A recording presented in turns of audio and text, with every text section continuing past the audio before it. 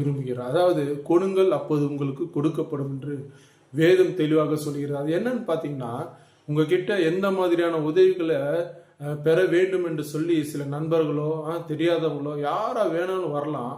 அவங்களுக்கு நீங்க உதவி செய்யணும். இயேசுவின் நாமத்தினால நீங்க எல்லா உதவி செய்யும் போது தேவன் அதை பார்த்து உங்களுக்கு இரட்டுத்தனையாய் திருப்பி தர வல்லமை உள்ள தேவனாய் காணப்படும். யோப பாருங்க, தன் சகோதரருக்காக ஜெபம் பண்ணா அவனுடைய வாழ்க்கையை ஆண்டவர் மாற்றி தந்தார்.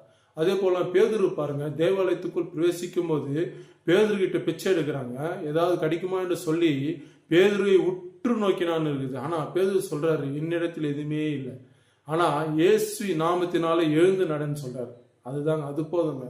இயேசு நாமத்தினால நீங்க எதெல்லாம் கொடுக்குறீங்களோ, யாருக்கெல்லாம் நீங்க ஜெபம் பண்ணீங்களோ, நிச்சயமாக ஆண்டவர் என்ன பண்ணுவாருங்க, உங்களுடைய வாழ்க்கையை அப்படியே இரட்டுத்தனியாய், அதாவது மற்றவங்களுக்கு நீங்க நிறைய உதவி செய்யும்படியா உங்களை மாற்றி தருவார். ஹல்லேலூயா. நிச்சயமாக இது